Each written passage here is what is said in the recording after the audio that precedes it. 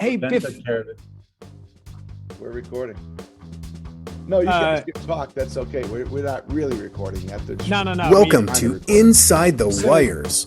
Hands do you wanna down, go through the best questions for the guys podcast in just all so of they racket sports. have an idea. Listener Yeah, but we don't even discretion have may to be talk advised. paddles. for Winging it, younger winging it is audience. even better. Winging it's even better because you give me an idea, I'm gonna choke up, you know. So I'll just give you kind of, why don't I just give you kind of a few of the When questions. you say choke up, do you mean get sad, or what do you mean? No, I'm gonna cry. Yeah, I'm definitely gonna cry a little bit, and Just then let I'm him, not just gonna let be him able to jump in the front speak. door and hit people. That's the way he does it. All Let's right, go. That's easy. let's shock him then. We're gonna call Hey. you Gabby. Who do I want to FYM the most? That's coming up later. That's coming up later. Steven still has the greatest answer ever. That's right. Oh, I'm not really sure. I don't. 45 know. minutes later, we stop recording and he goes, bang, that's who I want to FYM.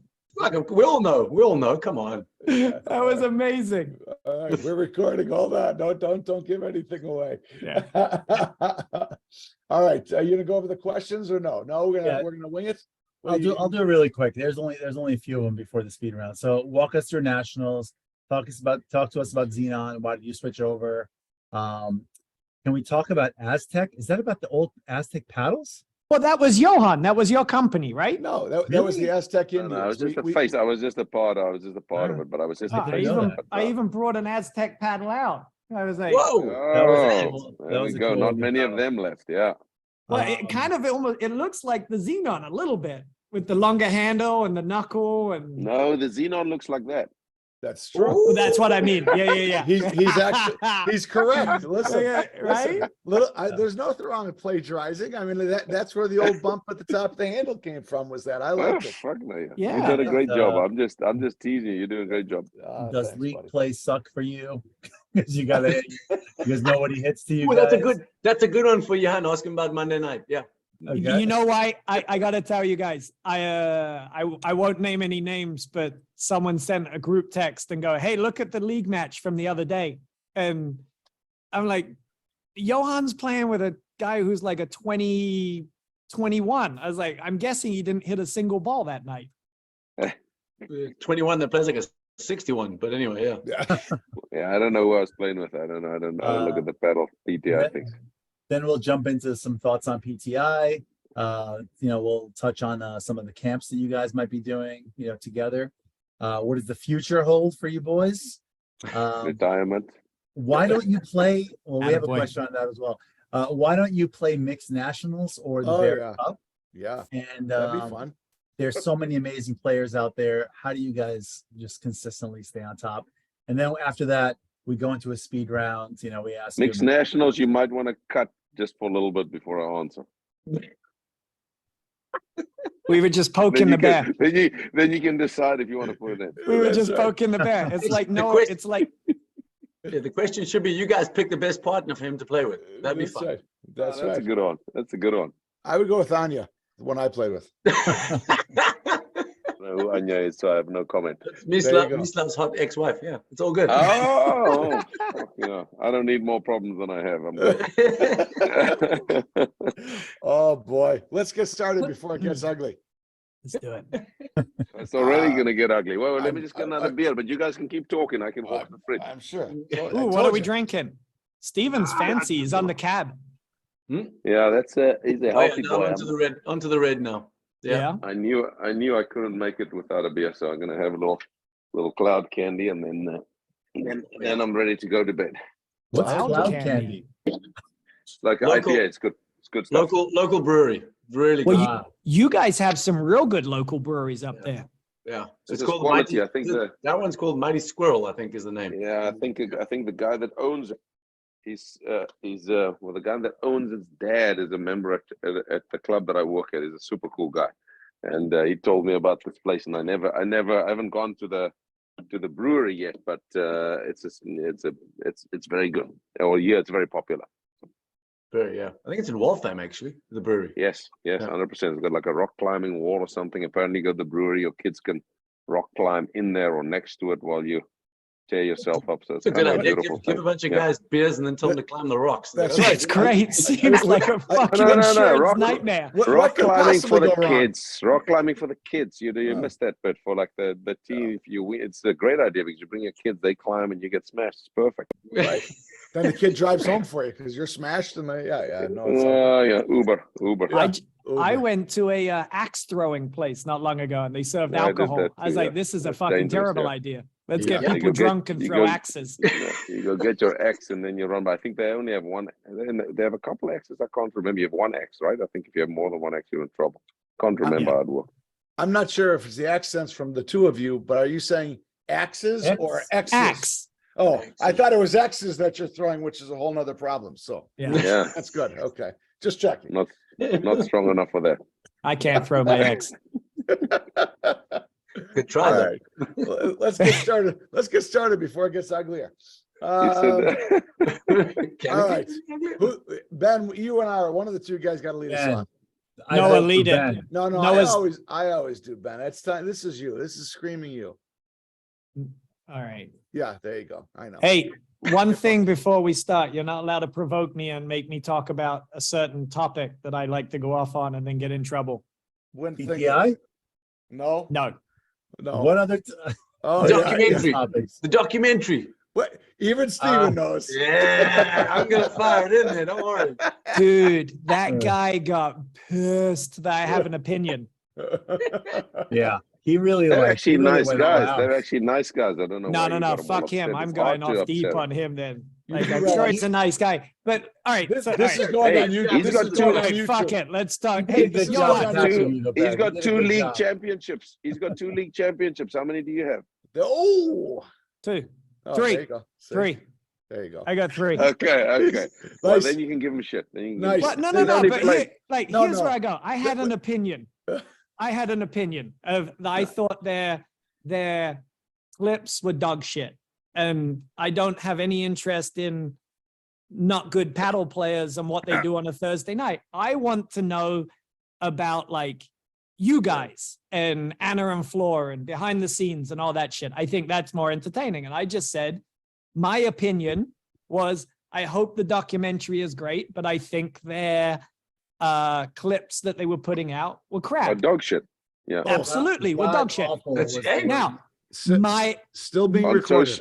social media, that might be tricky, but yeah. At this- but at see where this you're coming point- from, but again, my opinion. So, Johan, anyways, if hold I on. said to you, in you my know, opinion, listen. When your wife says, "In my opinion, you're an asshole," it's not really. It's because she said my opinion. It doesn't make it any better. Yeah. well, you know, It's kind of like I hear these things too. I'm just saying, if I'm just saying, But fucking it's- saying it, so just don't say it. but like, Wait, hold on. I get it. why can't we Ara, have hold opinions on. anymore? Hold Everyone's on. so fucking Ara, sensitive. All right, This is true. did you catch This is something true. that happened about a minute ago now? The guy with 6 national championships is giving grief to the guy with 2 league titles or 3 league Three. titles. 3 league titles, man. 3. Three league titles and 6 national championships. I love it. They're like right here, It's beautiful. right here, man. No. beautiful. Like, so, look, again, my opinion. So, Anyway, Johan, I'm let's- gonna get started because no. it Come can't- on. it I won't got get one better. more point on this. Johan's considered, all right. So at this Nobody. point, Nobody. you are kicker. the GOAT. Like, you're the best paddle player ever. But if I came out and said, in my opinion, I think Scott Mansinger's the best paddle player ever, you would go, hey, fuck, good for I you. don't care. That's your opinion. I don't give a shit. Because it's my opinion, and who gives a fuck? It's not a Yeah, fact. It's an opinion. It's bullshit. Who It's cares? fair enough. There we go. Noah, let's move on from that topic. I like Let's it. move Thank on. you. Thank you. All right, Ben. After Fuck all you, that, paddle that dog ramp up- people. Oh, jeez. Okay. All right. No, let's go. All right, you go. Start. All right, welcome back to Inside the Wires. We're excited to have on the men's national champs, the guys who rolled through the Grand Prix this year, all the way up through and including the national championship. Stephen Mitchell and Johan du Randt, winning again for Stephen's 3rd time and Johan's 6th time as national champion. We have a great show with them. It's touch on a lot of fun topics and get to learn a little bit more about them. So here we go. us up. All right, on the show today, we have Stephen Mitchell and the Lion, Johan du Randt. How are you guys? Fantastic. Thanks. Thanks Well, for having thanks. us. So are you guys? Good. What's going on? Let's dig right into it. Let's talk nationals. Congratulations. Well done. Thank you. Thank you. How you guys are getting better. Seriously, It must, right? because the talent pool's getting better. They must The be getting- talent pool's better and you guys are still winning. Like, They've been playing for a while. They should be getting better. but Yeah. let's be honest. Like, how old are you guys now? It's a little Very personal. old. 40 and Very old. 45. Very old. Okay, so generally in sports, 40 and 45, you're not on the upswing, right? But you guys, Well, I'm gonna take this one, and I'm not gonna take many. Steve can take him because he's drinking fancy wine, and I'm drinking sloppy beer. But anyway, actually, it's a good beer. But you know Really what. good But beer. It's but bougie anyway, beer. I said 2 or 3 years ago we were playing, or before when we won nationals in what's the place? Connecticut, Darien. When we won nationals there, I said to the guys here, I probably didn't say it, I wasn't on social media or something, but I said it to the guys at my club. I said, I don't think I'm going to get much better. I'm probably going to deteriorate over the next couple of years. But I know one thing, Stephen's going to get a lot better. So I would rephrase that and say, I'm staying the same, maybe getting worse, but Stephen is still probably going to get better. If he doesn't hurt himself in the process. But other than that, there's definitely going to get better. So it depends how quickly I deteriorate and how quickly he improves. It's pretty much, and he's obviously improved quicker than I've deteriorated so far, but that could change at any point. Sure. Well, and I mean, I think it was kind of well documented during the nationals, but Stephen, you were not at 100% going in, and had some challenges and pushed through it. Can you talk about that a little bit? I think now that it's over. Yeah, I mean, I had it was actually a league match on the Monday night, hitting an underhand serve, and that was it. And literally, I felt something tweak in my groin and didn't feel good. So I kind of played for a little while longer, and it just got worse and worse. So eventually, it just stopped, and then didn't do anything until Friday when we started playing at nationals. Did a bunch of treatment leading up to that. It got a little bit better, and then we managed to kind of work our way through the first few matches, and then kind of knew that by the time the quarters came around, it was going to be really hard. And then the quarters was probably for me physically the toughest one, because I think Martin was, I kind of had two instances, one in the quarters, one in the semis, where something kind of hurt more. It got worse and then kind of goes away a little bit, and then adrenaline kicks in and a lot of pain drugs and all that stuff. So, but Martin was doing a pretty good job of, he realized it and then was hitting a bunch of those hard overheads to the back screen or at me, hit me a bunch of times because I couldn't get out the way. And then the start of the second set, I was kind of in a bad way. A little bit of crowd juice helped us a little bit and got my partner a little extra fired up, which was fantastic. I almost turned and thanked the person for doing it, but it was still early, so I wasn't going to say anything yet. And then we managed to, he managed to play 99.9% of the court and hit a bunch of people quickly, and it was pretty surreal. That was actually the most entertaining thing I've seen on a paddle court, is how fast he played from everywhere. Yeah. Because basically we had no choice. If he didn't take a shot at whatever he could touch, we were going to be in shit. So that was pretty cool to see.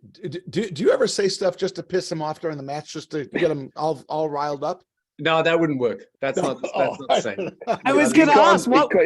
he can't make me mad. That's the problem. Nah, it's not the Someone same. else is going to make me mad. Yeah, I need What- outside stimulus. It was this one. What was the guy saying? It wasn't a guy, but it's okay. We weren't. Yeah, they cheered at the wrong time when the point was still alive. It was pretty poor etiquette, but whatever. It was great. It got him to where we needed to be. So it was pretty cool. Nice. I was in my head. No joke. That's one thing I do, is I do think about these things, and as soon as it happened, I was so close to turning and saying thank you, but I kind of smiled and just turned away, because it was like, now I know what's going to happen in the next 20 minutes. So So that's a good question. When you're playing, I mean, obviously you guys are focused in, but it's interesting you talk about hearing what's going on out there. How much of that do you tune out and just literally not even hear? or is it just kind of depend if there's a little break in the point, maybe you hear some of that stuff? Kind of what do you hear and not hear, I guess? Johan, you go for it. Yeah, I don't think. I think generally when you play, it doesn't bother you. I don't think it bothers you, but I feel like there's probably a certain level, and depends if you know people or not know people. There's lots of factors that come in. If I go to Jersey and I play there, and it's all a Jersey pro crowd, that's kind of fun for me. Because I know they don't hate me. I just know they're supporting their person. And Sure. and same probably in the crowd, but to some extent, most crowds are knowledgeable. And if a crowd is not knowledgeable, it's okay too, because they're not all great paddle players. But if it's someone that's more knowledgeable and it becomes obnoxious, then it's a little bit. Yeah, it just seems a little odd, but that's, I don't think it really generally bothers me. But I think at that point, I probably needed something in some way, because I also didn't know, and, I wasn't sure. It's like the uncertainty of Steve's injury. I know he's, I don't want to ask him every 5 seconds when in the room, how do you feel? What's going on? Because it's weird, but Right. I know he's obviously, but I know he's obviously injured. So it's kind of like, I don't know how hard he's going to play our soft. So it's for me a hard, not only that match, all the other matches, but at that point, the good news was I knew that, I had to play. So I knew I had the green light. It's like, it sounds bad, but it's like I could play it like a league match in some ways, but but that's the only option we had at that point, right? But then I feel in the semis and the finals, he moved a lot better again. So now I'm like, not sure, should I play? Should I not play? And I can't really, I can't play against everybody, and just, it's not going to work consistently, maybe for a short period of time. And I also think the funny part about that match was Stephen normally sees everything, right? So when we're playing, I'm mostly overheads. He says, "Well, that guy's moving there to that shot, don't hit there, do this, whatever." He gives me one tip, and I'm like, "Oh, I didn't see that. Well done," And then and I'm hitting a ball. And Philippe obviously was also a little bit, he cramped or something, and he's holding his knee. And I'm like hitting a ball to him, and he looked funny. And I said, "Do you see Philippe's also injured or something's wrong with him?" He's like, "Huh?" I said, "Dude, stop focusing on yourself, man. You always see everything. What the hell's going on over here? He's holding his knee. I didn't see over. it at The all. guy's half dead, So I said, Didn't see just it. pound the ball at him. Although I really love Philippe. Philippe is such a star. I felt so bad afterwards. But on the other hand, at that point, I can't be nice, and he obviously gets it. But he's a legendary, a great guy. Yeah. He's a great guy, isn't he? So Stephen, how injured were you? Were you ever close to not playing the tournament or pulling out? Yeah, it was kind of, again, I mean, at that point, we didn't really have a choice. I was going to go and try and figure it out. It ends up being like I have 2 grade 2 tears in my groin, which I don't really know what that means, but they hurt a fair amount. The week after, I haven't been back on court. The week after nationals, I didn't really, I could hardly walk up the stairs. So, that was, but again, I was off all medication and everything. So, which is good. But now it's much better in terms of being able to walk normally and stuff like that. But I haven't been back on court. So, I don't know. We'll see. It's not a bad time of the season to be, to take some time off. So, it's all good. Hey, can I we wonder give if they do drug testing. Drug testing is maybe I can take a medal away that's in my fruit bowl down here. There you go.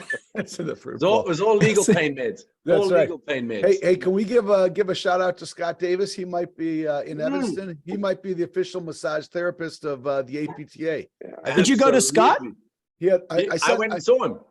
I sent 4 people to him. He saw 4 people on Friday night. He saw that's my guy. He's awesome, isn't he? he's your guy, Girani's guy. Awesome. That's how I found him.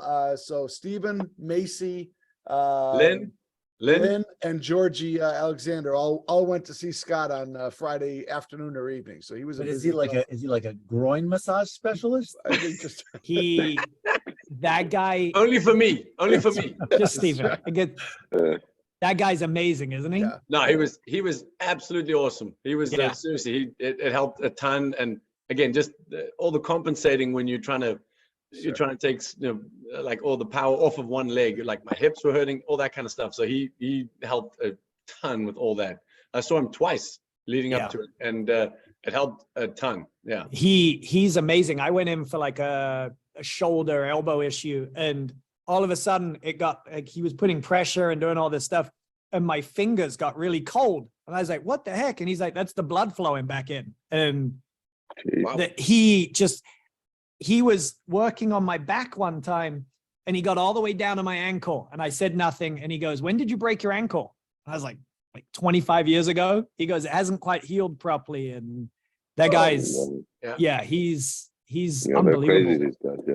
No, he was really, really good. He helped me a ton. I actually sent him a message afterwards. He was super nice, and it was I mean that helped me a ton. And thanks Noah for putting me in touch with him. So My pleasure. I think I said long time ago, I don't know what was it. I mean, I haven't been on this thing for ages, but I think I said long time ago to the guys that they shouldn't do the underhand serve. This is just more proof. That's right.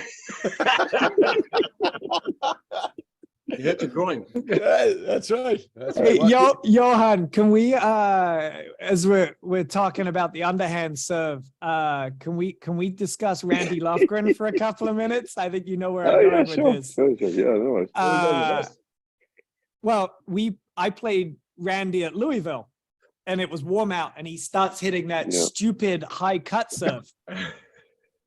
And the first one, I was like, I'll let it bounce. I'll reach over and I'll put it, but it was warm out, so it shut away from me. Next one, I short hop it, and it bounced and hit my paddle, and then I'm standing at the net, and Ben McKnight drills me with the next shot because I've got nowhere to go. I'm like, stupid. Third one comes, I was like, I'm gonna just take this thing out of the air and hit it like 5 courts down. And he ended up missing the serve. And we were staying at the same house. We were staying at Edwin Lewis's house. And in the morning, That's awkward. I saw Randy, and I'm like, that fucking serve. The thing is stupid. I go, it's amazing, but it's stupid. He goes, hey, I made Johan look as silly as you did hitting it. So don't be offended. It's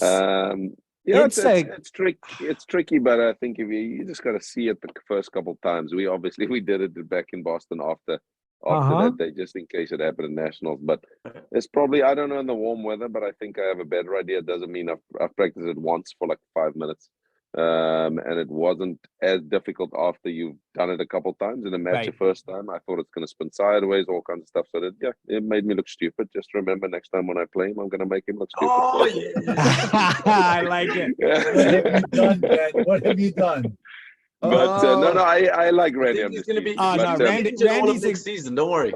But no, he served. It doesn't matter what I do. He's going to be happy about that time that he made me look silly. But he did. And listen, I didn't know what to do with it at that point, and it was warm. And listen, I didn't think taking it off the bounce quickly was going to work. So I tried to wait, and the more you wait, the worse it gets. So I think you got to take it kind of early off the bounce. And we practiced it a little bit, but now listen, we didn't practice it in 60-degree weather. So I don't know what it is like in 60-degree weather, but I don't play in 60-degree weather very often. So, but I think if you see it a couple times, that serve's not going to work against good players if they see it a couple times. But hey, once off it might work, but it doesn't really matter. Well, I'm not a good player, so it was like. Well, me neither. I was just I didn't really make it. So I'll tell you, I was playing that match, and we're down like 6-1, 3-love, I think. And Tyler, I look at Tyler, I go, Tyler, let's just. He kept hitting this, so I go, Tyler, let's just fucking tank and be done with this and go have some drinks. Tyler looks at me, he goes, tank? You're already tanking. What would the difference be? I go, you motherfucker, I haven't started tanking yet. And he poked the button in me, and we went up like 5-3. And we won like the next 5 games in a row. Cause I'm like, screw you, I'm not tanking. I'm just playing like shit. There's a difference. Even that's what I'm saying. You got to piss off your partner. See what you got to poke the bear a little bit. Not a long-term solution. I don't think it's a good idea for me to poke the bear. I don't want to get hit. Maybe a good idea. I'm good on my side of the net. Let those fuckers get hit. Johan will FYM his own partner. Well, so let's talk about that a little bit. I mean, you talked about that serve and how it's different, and maybe it changes things in the game, whatever. And obviously, you did something last year in Boston that was pretty effective, obviously. And I'm honestly surprised. I thought we'd see it a lot more this year, whether it's from you or others.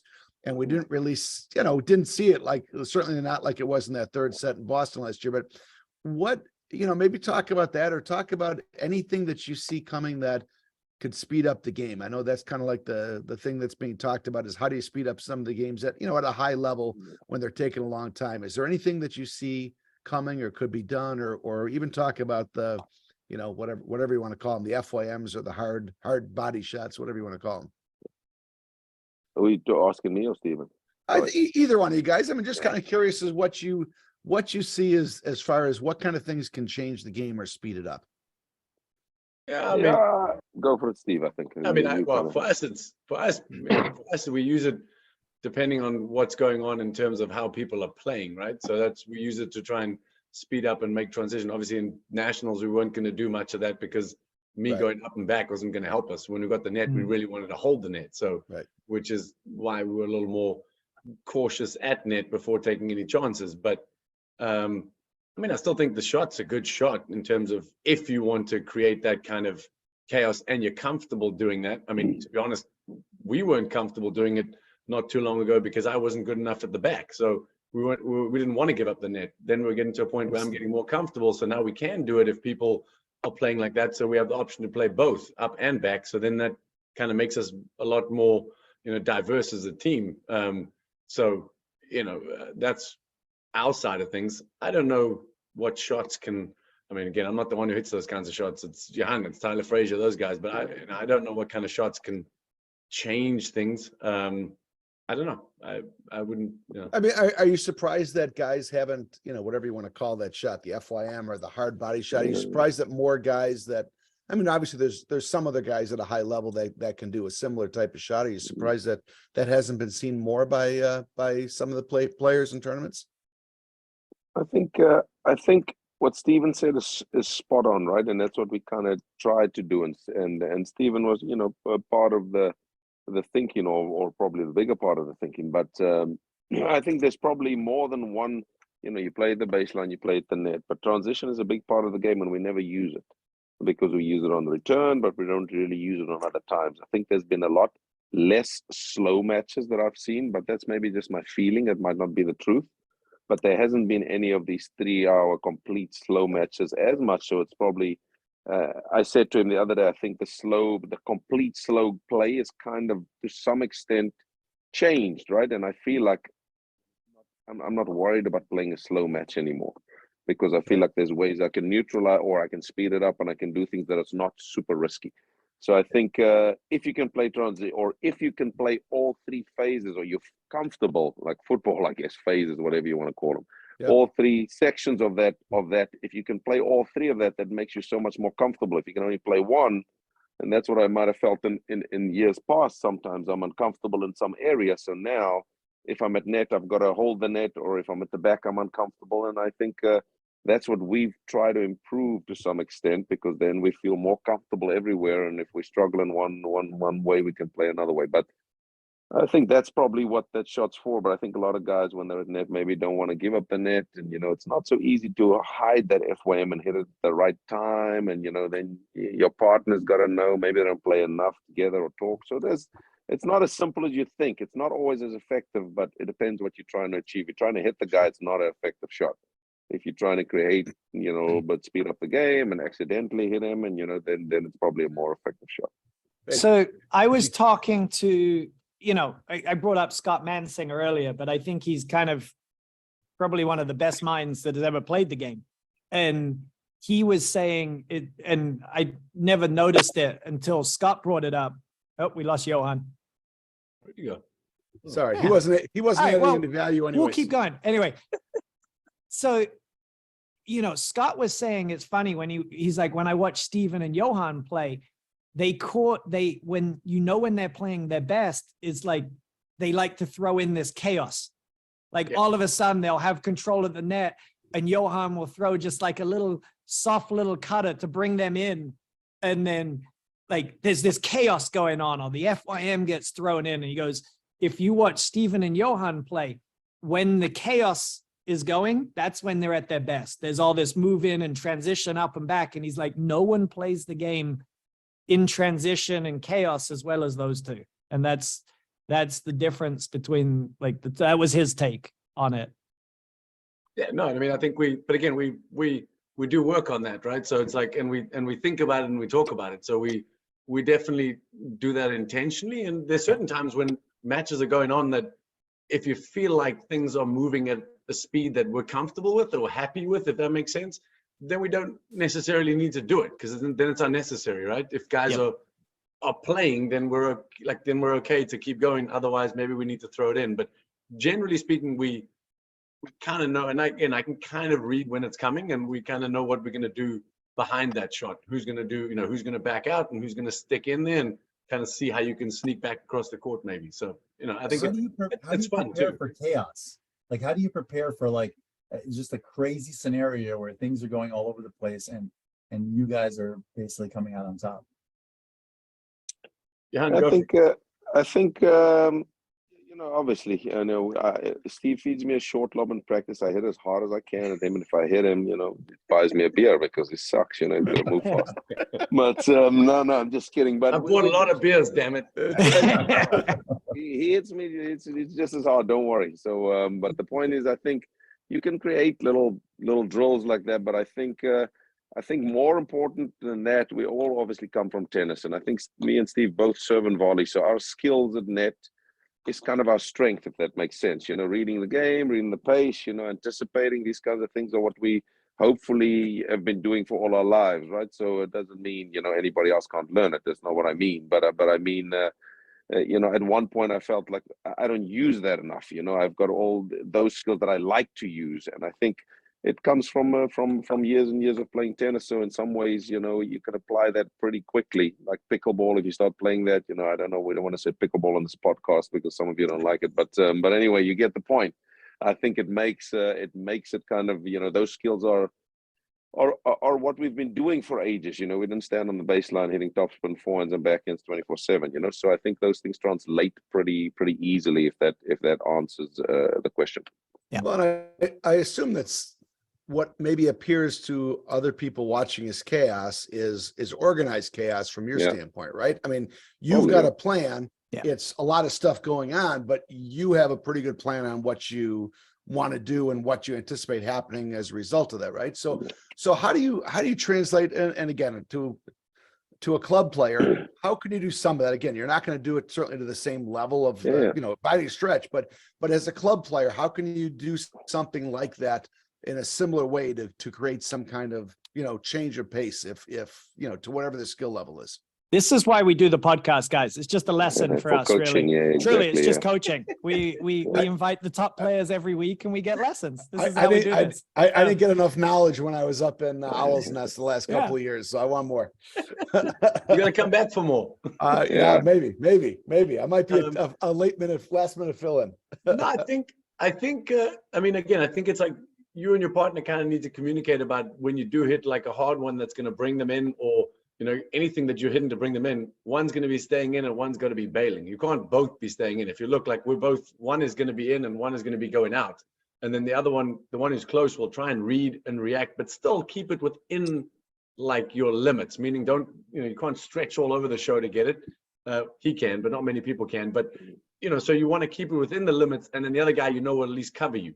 And then if it goes through, then you play from the back. But you kind of need to be on the same page in terms of, and generally we don't really know who's doing what. It just kind of happens, and you just feel like who's closer, then that guy will close and the other one will back out. So we just it just happens. But do you guys also sorry, go ahead, Johan. No, so sorry, I don't want to cut you off, but I think a lot of those, lots of camps you go to, maybe you don't see it, but I mean, I've taught with other guys too back in the day, and they all do transitional games where you feed a short ball and you hit it through the guy, or you hit a harder backside over it and you do it. So if you do a lot of those kinds of things, I don't think we do enough of that probably, because we don't pay attention. Or even if you do I formation, one stays back, that's technically transition, right? Because one's up, one's back, it's going to change. So I think all those drills, Noah, you actually did a drill like that you've forgotten about, the backside overhead. But that was pretty hard that we worked on probably on the court that I was on if I was there the same day. But anyway, the point is there is drills that you can do, and you have a basic over, like Steve said, one up, one back. You have one of these things to work it out. But there's different ways of doing it. But it's a riskier way of playing it. But I think when you do it, then you're more comfortable playing that part of the game. If you never do it, then you never want to play that kind of the part of the game, and you just want to play. That's kind of the old school way. We don't play transition. We just lob high, and we don't make a mistake, and at net we just play our position. That's great. But you know, if someone starts hitting the ball hard at you, you're going to have to get forced into the other part of the game that you don't like. I think that's interesting that you mentioned that, because I think one of the things that if you're observant about it, you see that at an elite level like you guys, you're not trying to stretch out of your comfort zone for a volley. You're letting the ball go through and then immediately turning, going back, picking it up and playing that transition, where I think a lot of lower level players that aren't as good, they try to reach for a volley, they'll miss it. Or if they let it go, they just turn their head and watch it go back and sit in the back court, and they don't go for it at all, right? So were you watching my game like today? Were you watching my game? that's right. Present company I think it's included. I think it's harder to at that level, right? It's all about movement too. You know, some of them might not be fast enough to get there, but then they play right on top of the net. So if they play right on top of the net, that's great. But then if they hit it past you, the point's over.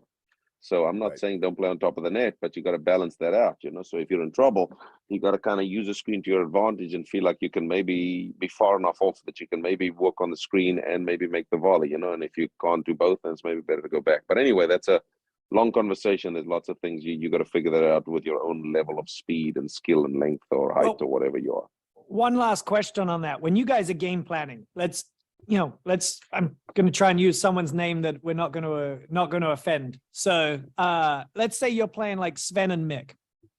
When you guys are going your game planning and you're like, if we FYM or we want to cause some chaos and bring someone in, do you have a specific player that you want to draw that player in or get into the chaos? Or is it just like, I don't care who it is, but we're just going to. Yeah, I mean, I think that could come into play depending on, you know, if you think that they're good with that kind of hand stuff when they're moving forward or not, right? So there's some people that I don't think you really want to engage into that stuff, and then other guys that Yeah. you're okay with, and maybe then there's also a speed factor out of the two guys. Do you think that one is maybe have a little tougher time getting out the way and catching back up, maybe? So I mean, we kind of figure it out based on that, but. I mean, when you hit the ball as hard as he does, it doesn't really matter who that is. So, Ben, I have a quiz for you. Let's do if it. you go out, you know, you're at a bar and you come out and there's like a group of four guys or five guys surrounding you and they want to fight you. What do you do except running? Because running is not an option if one of them is really fast.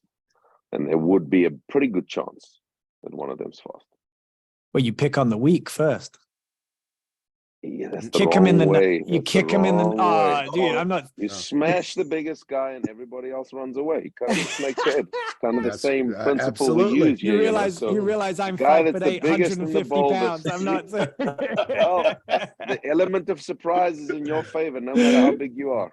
That's right. I was going to say lie down, but okay. Yeah, like a bear, you Call lie the down and cops. play dead. 911. I 911. scream like a girl and go, no, no, Shit, I couldn't run. I just lie down. There was a guy in South Africa in the high school that I was, but it's a story. I don't know if it's true, but he was a big guy for a rugby player, and he came to the States, and I don't know, he was a little bit of an arrogant guy, but anyway, he went to, I don't know, the pool, he said, you know, and all these guys, you know, hate him because he's got an accent and the girls liked him. That's the story, right? But and eventually, like, everybody's surrounding him, and this one guy just yaps, and there's like 8 or 7 guys, and he's like, you know, I'm gonna get killed. Yeah, it's just the way it is. And the guy keeps yapping, and he just smashes the guy, and he's dead quiet. And he said all the other guys didn't know what to do because the yapper was gone. So it was the end of the fight. Nobody else wanted to mess with him. Smart That's move. funny. There you go. Hey, so speaking of accents, you have 3 of the 4 national champs this year are South African. What do you attribute that to? I mean, that's pretty good, pretty unusual odds, right? What is it about South Africa and behind paddle players? the Great Britain team? South Africa is definitely the best paddle country. That's correct. Yes. Yeah. For sure.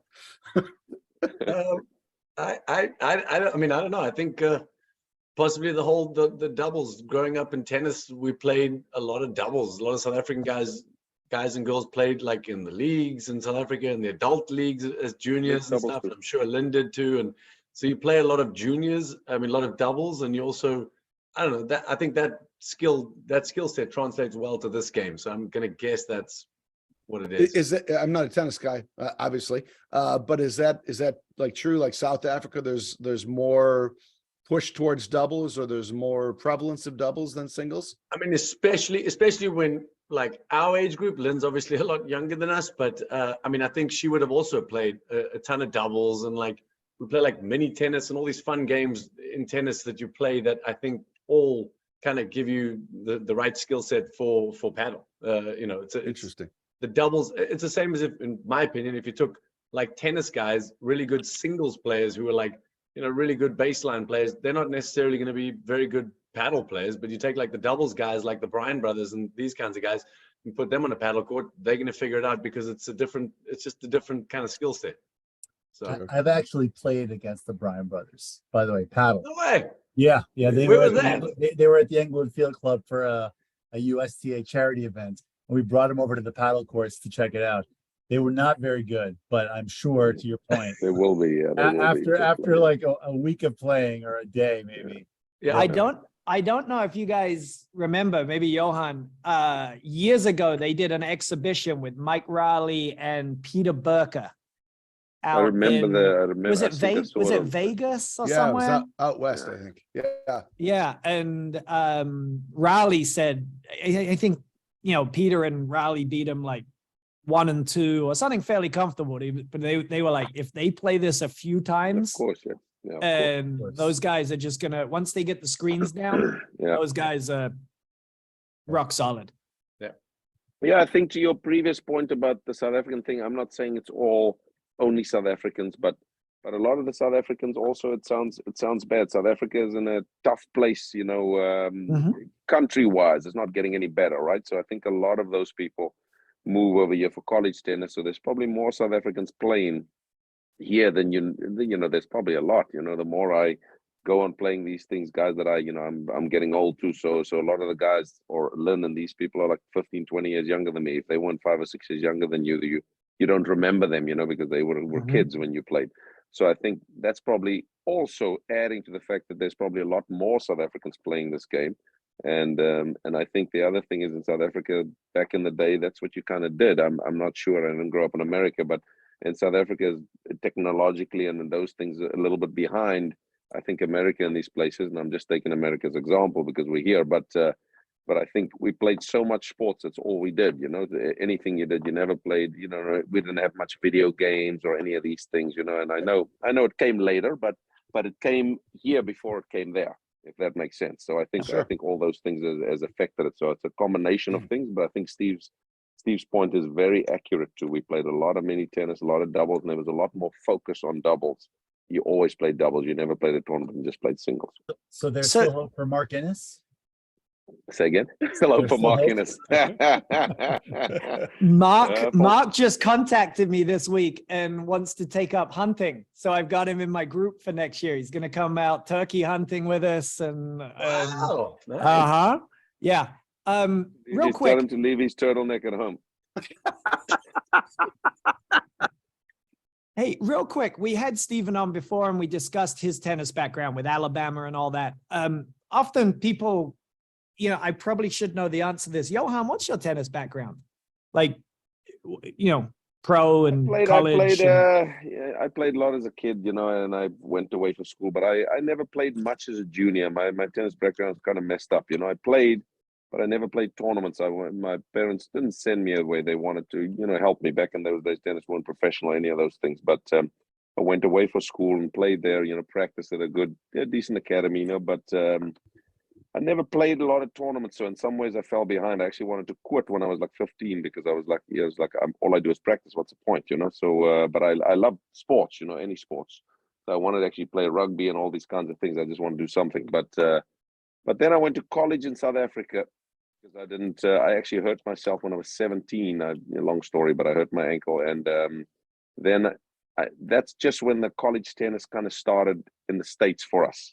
And I kind of missed that, but I probably wasn't, you know, I didn't play much at that age. You know, I wasn't playing many tournaments, so it might have not affected me. But long story short, I went to a college in South Africa, not thinking I'll play tennis, just to go to college. And a guy there was an ITF referee, and he liked me, you know, and he worked with me a little bit and so on. And I was at college. Obviously, I did a lot of stupid things, but I actually, I wanted to do something. I didn't just want to go partying all the time. So I wanted to do sports, play golf, because I always loved sports. So he helped me a lot, and I started playing more. And he said I should play a ITF tournament because he's like a referee or whatever, and he gets free accommodation. I can stay with him, and so I stayed on the floor in his room, and I played, and I made some points, and that's how I started playing tennis a little bit. And then everything was bush league done, kind of, but that's how I started, and I played a lot of. Then I started playing a little on the ATP tour, and I got a decent ranking, and never went to college here. But I did everything backwards, if that makes sense. But hey, it worked out well for me. No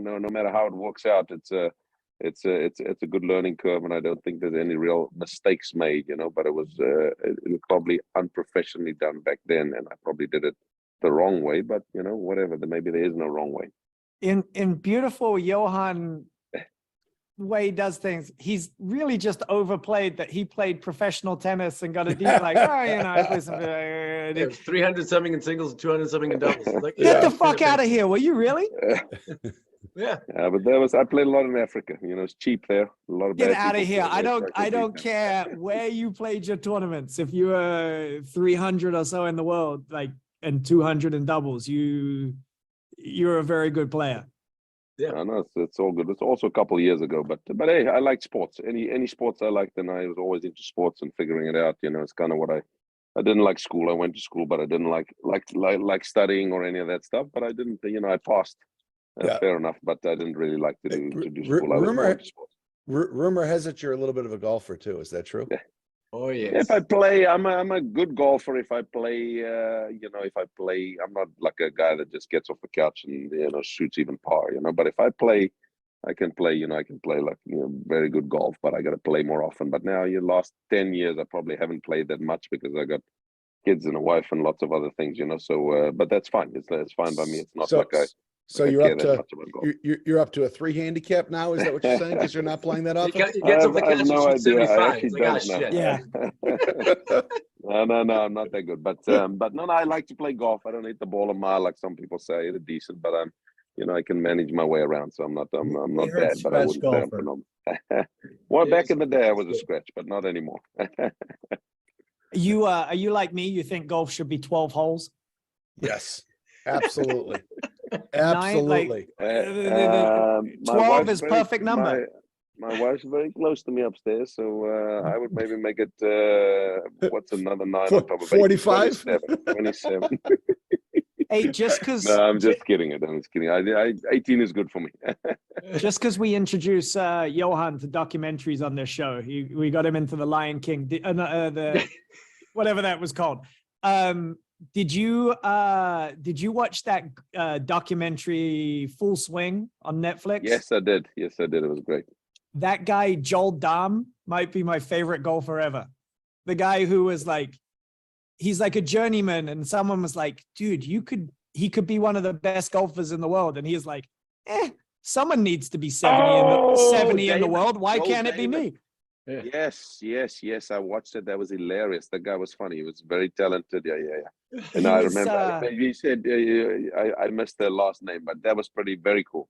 My favorite one, he was Noah. Did you watch this documentary? No. There's a day where there's qualifying for the US Open, and he shot 5 or 6 over. You play 36 holes. So in the morning, he had a terrible round.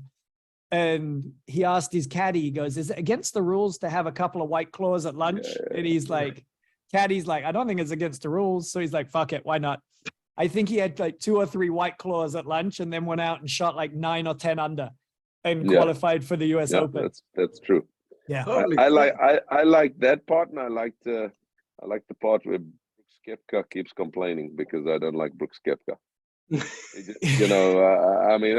just such a slump, sitting on the couch, drooping his shoulders. I'm like, just wake up. You're it's unbelievable. I can't see someone sulking that much. Get up and get your head straight and figure it out. Right.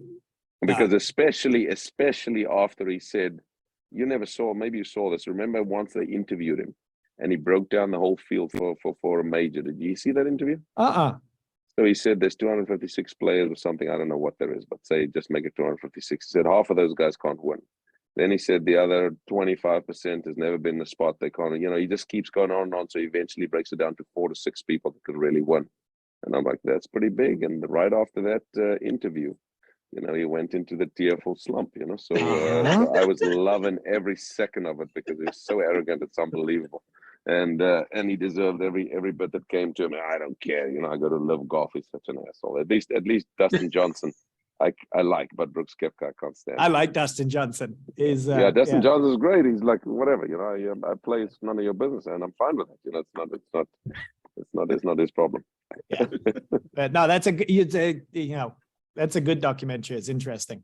Great like documentary. Yeah, real good. Hey, real quick, we'll get you out of here fairly soon, but I'm gonna boost. I'm hoping Noah walks away when I ask this question, but you guys won nationals, but my friend over there for 2 years in a row has had every winner of nationals using his paddle. And when you guys obviously played with other brands before you moved over to Xenon, I moved to Xenon because I like Noah and I think he's an amazing dude, and I'm not very good, so why did you guys move over? Like what was the reason? Like what do you look for when you're picking your equipment, whether it's Xenon, Viking, Masters, Skull, whatever it is? When you guys are picking a paddle and any of your equipment, what are you guys looking for? For me, I'm looking for like a certain feel in the paddle. And actually I did, when I tried the first paddle Noah gave me, I kind of told him what I was feeling. And then he basically was like, oh, let me do this, and came back with something that then he basically figured out what I was saying and adjusted it. And then I hit with it and I'm like, oh, that's exactly what I'm looking for.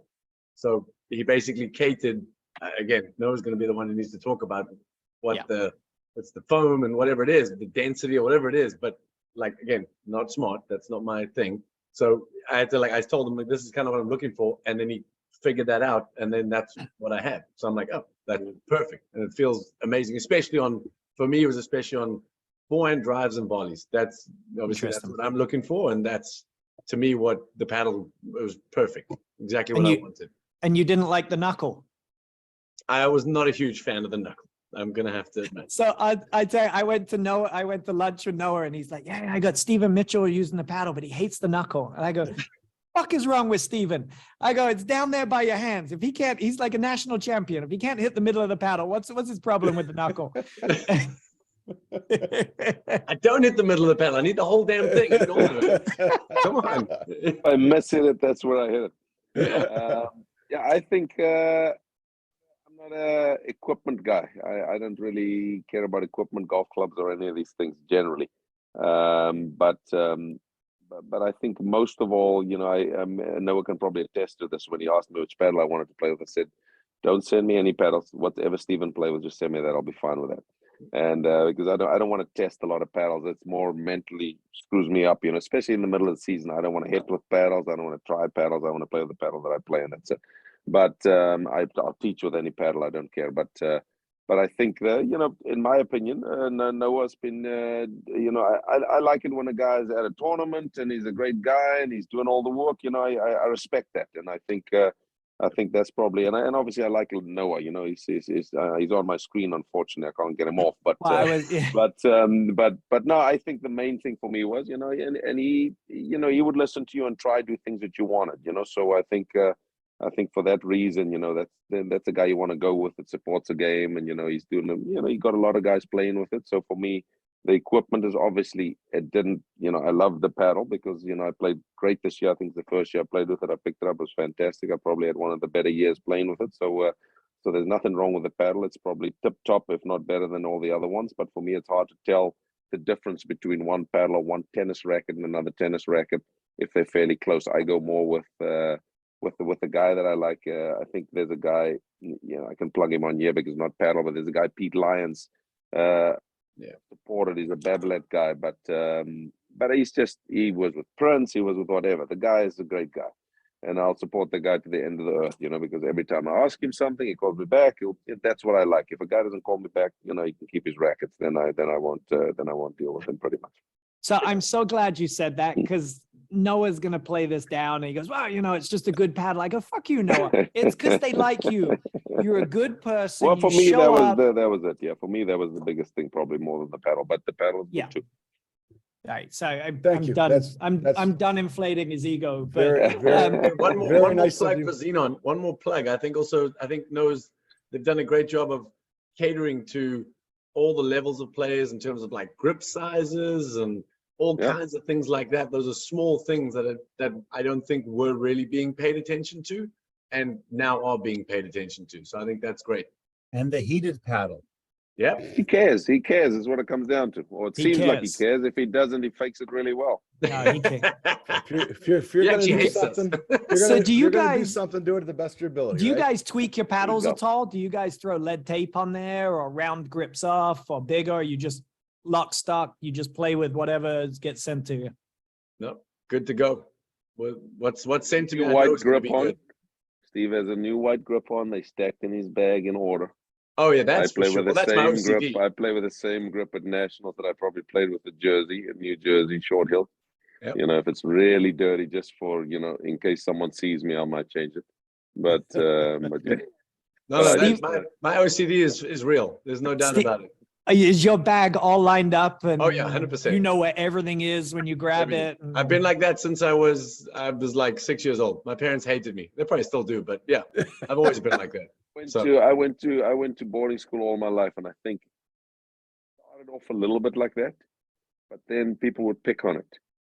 I don't know. Guy puts his feet on my bed, and you freak out, and then everybody would put their feet on your bed. So I learned quickly that whatever someone does, I do not care, because if I care, they're going to do something. And the same with paddles. My kids took my paddles out of my bag the other day. They played with them, and I had them kind of lined up. The new one that I'm like, fuck it, whatever. If I hit the ball in the middle, it's gonna go. So I didn't freak out, because 10 years ago, or when I was a kid, I'd be like, oh, it's not the right paddle. It stresses me out. I'm like, yeah, I got enough stuff to worry about. That doesn't That's do right. it for me. But we're all different. Stephen, I'm glad you said that, because this is how I knew I should have probably got divorced in the first place. I'm OCD, and I have to have everything like lined up.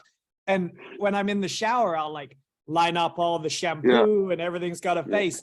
And I'd go back in the shower. My fucking ex-wife has like turned everything just to Yeah. drive me nuts. I should have known I was going to get divorced at some point there, just based on that. But she would like turn everything, and it would drive me nuts. You take Yeah. your paddle We into should- the we shower should- with you? Yeah, everywhere with me. We I sure she think- wasn't I doing it on think- purpose? What's that? We sure she wasn't doing it on purpose? Oh, she was That's what he 100% doing said. it on purpose. Oh yeah, yeah. That's what I think. My wife wish I was OCD, so things would be a little tidier. Flip a couple shampoo bottles and it's all over. Right. All right. Well, let's. Can we talk about league play real quick with you guys? I'm not in a rush. I got another early lesson tomorrow, so it's up to you guys. Whatever you want All to right. talk about. So, I feel like once in a while, like again, not a good player. Once in a while, I'll play a league play, and I'll play with someone much weaker than me. And then it's a really frustrating night where I'm standing out in the cold. I serve, I hit a return, and I stand there, and then I'll get a loss to my name, and everyone's like, "Oh, you lost to so and so." Like, fuck, no, I didn't lose to so and so. They didn't hit a ball to me. Now, you two are on a whole different level, and Boston's different from Chicago. In Chicago, we can pick and choose teams we play for, and Boston, you have to play for your club, correct? Yeah. So when you're in January, and again, PTI wise, I don't know what you guys are. I'm sure it's negative like 100, whatever it is. But whoever you play with is going to be not a good player for the most part. Does league play, without trying to, obviously you got to try and keep your jobs here. Is league play tough for you guys? Yeah. Frustrating. I would say it is. I mean, I think a couple of years ago, before I was at Braeburn, I was actually playing for Western Golf Club, where Genius is. and they kind of took me on because I wasn't working at a club or teaching paddle then. So I was playing league there, which was great for me to kind of learn and try and figure out the game. So again, that was probably, I don't know, 5-6 years ago. So I was a little younger, not, half broken, so I could run more, which then I enjoyed. But the problem is, as you get on, it's like, it's not so much fun anymore trying to like cover that much court. But I mean, the part I do enjoy is, I play with a bunch of guys who are great. All the guys I play with are actually a lot of fun to play with. And I kind of like the strategy of it. We're trying to figure out how to make it work, and what things, we can do. And it's kind of surprising to see, they're like, oh, I should do this. I'm like, actually, maybe you should try this, because this is, and again, a lot of guys I play with are like, they just think they got to lob every ball. I'm like, no. When there's a short one, you got to hit it. Like, I want you to hit it, because then I can move in and try and speed the play up. If you just lob every time, they're going to drop it to you and then just sit back and wait for you to lob again. So you actually need to take some risks. I think in the beginning, they think they shouldn't take any risks. They don't want to miss. I'm like, I'm okay with you going for, the right shots, go for them. And then we'll figure it out. I'm glad you said that, because I was gonna sound like a real not a nice guy, but I think I enjoy. Put it this way. I agree fully with what Steve says. I don't enjoy league play anymore, meaning I like the team, but I do not want to run. I'm too old to run for another guy, if that makes sense. Especially for league match, it's not important. In the playoff, sure, I'll give it a shot. But back in the day, I loved it, and I think it's not about who I play with. I'd like to have a guy that matches up well with me.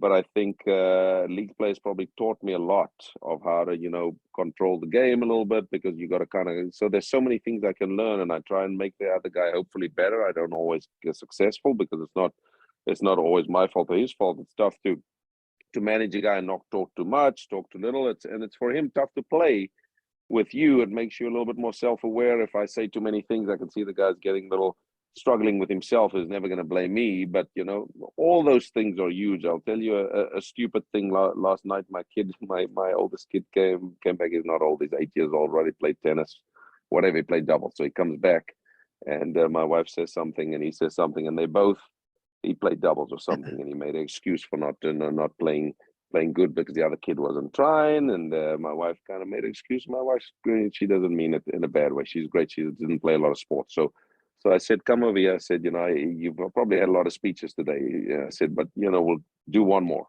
I said, what do you do if that happens? I said, long story short, you got to figure out, make a joke with this guy, figure out what he likes, make him better. But you can't just say, because he said, I just give up. I said, that's not the right attitude. You've got to figure out how to work with your partner. So in my opinion, giving up or thinking the other way is not the right way. But that's why I said I'm not going to sound like a nice guy. But the running part, I could go without that at this age. Back in the day, I'd do it 24/7. But I think you got to figure out how to make your partner better. And you actually, if you don't get balls hit to you, I mean, I'm more in the other guy's alley than in mine. But you don't have to be fast to be there. It's more anticipation and figuring it out where to lob. So I think a lot of that stuff could come in handy. But hey, that's my opinion. So how do these other teams react when they come to the court and they see you on the other side? I'm sure they're thrilled, right? Yeah. I think they love it, because they play against us, and we're not hitting. I'm not hitting a ball hard at them. I might have, but I can't remember ever hitting the hard over in the league match. So I don't think really I'm going to hit a guy unless the guy's. If it gets close, it's maybe, but I don't even know if I've ever hit in the league match many of those shots, and it's not worth it in the league match to do it. And you see the guy the next day, it doesn't make sense.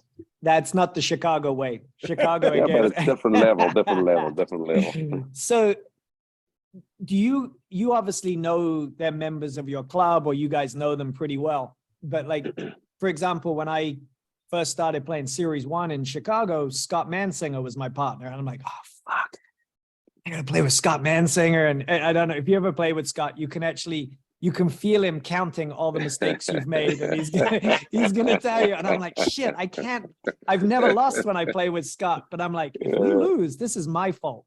This is one of the best players ever. So I got really nervous, and I was like, he's a good friend of mine now, but I was always like scared of making a mistake or missing, because I'm like, he's like one of the best players ever. It's definitely my fault when we lose.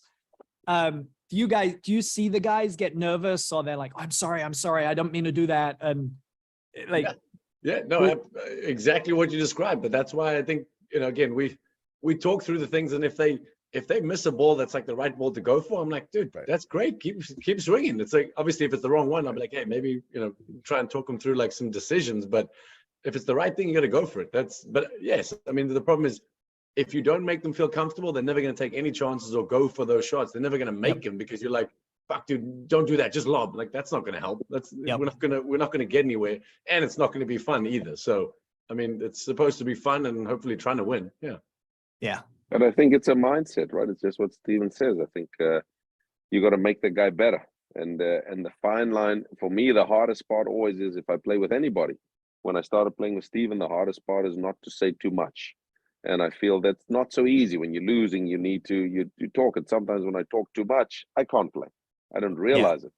But if I look too much at the other guy, and at some point, I'm like, okay, I'm not going to talk to him. I'm just going to play. And then it seems like I'm shutting him out. That's not what I'm trying to do. I'm trying to focus on what I'm doing. So I think it's difficult, but that stuff you learn about yourself a lot, right? If you don't, it sounds like I've had about 10 beers and I'm talking very deep here. But anyway, I think that stuff makes a big difference. You learn a lot from that, and I think from playing with weaker or better or anybody, I think you can learn a ton of things if you really look for it. But if you just switch off and say, "Fuck it, it's not going to work," then hey, that's your choice. But you're going to lose a lot of information. You waste your time for that hour and a half instead of give it a shot, get something out of it. I gotta give a quick shout out to someone real quick. Is Marek Javinsky might be the greatest partner like you'll ever play with. He's like the most supportive. He's like the nicest guy. You'll play with him and you'll miss the shot. You're like, Marek, I'm sorry, dude. He's like, no, it's the right shot. Swing at it. Keep going. Go again. Like he's like hands down the nicest person you could ever get on a court with. He's like positive and super nice, and he's got this massive forehand, and he'll miss one and he'll look at you, goes, I'm so sorry. I'm like, what are you apologizing for? It was like, you're awesome. And he's like the greatest person to play with. I just, I love playing with Mark. It makes you play better when I play so much sure. better when I play with, like, I generally like someone to be like, Ben, you're an idiot. What are you doing? Don't do that. Like, to really direct me, because that's how I started playing. But every time I play with Marek, he's like a life coach. Yeah. He just walks around with you going, you're awesome. That's so good. Keep doing that. I was like, you need to follow me around all day long. Just talk to me like that. I'll be, Like Chris Farley on Saturday Night Live, be supportive. But it's just a quick comment. I mean, I think it's interesting. Like a lot of people will watch you guys play and obviously see the level you play at and think that, to some degree, you just show up and that happens, right? I think it's interesting when you talk about all the thought process that goes into it and how much you're, talking about what you can learn from all these different situations. And, we had Lynn and Macy on last week, and they were talking about kind of strategy and what they were doing and all the thought they put into. I mean, I think it's important to people to know when they watch you guys. It's, you don't just show up and it happens. There's a lot of work that goes into it. Obviously, you have a certain level of physical ability that maybe other people aren't going to have, but there's a lot of stuff that goes into getting you guys the success that you've all had, which I think is important. If people want to get better, you can't just show up for a league match once a week and go, geez, I'm not getting any better. I wonder why, right? And just do the same things you always do. You got to go to paddle camp. Absolutely. Let's talk about paddle camp. Let's talk paddle camps. Don't you guys run a paddle camp? Yes, we do. Let's talk about it. Tell us about it. I was checking your site today. It looks like everything's booked for a long time. There's a few openings, but you guys have a lot of people coming to your camp. Yeah, there's a few. I mean, this year we're going to go to 4 weeks at Owl's Nest Resort up in Thornton, New Hampshire, and so we have 96 people a week. So we're trying to get to 4 weeks. Wow. I think we're about 85% full, somewhere in that range. So hoping to get the rest, but yeah, it's been good. It's grown quickly in three years. So it's great.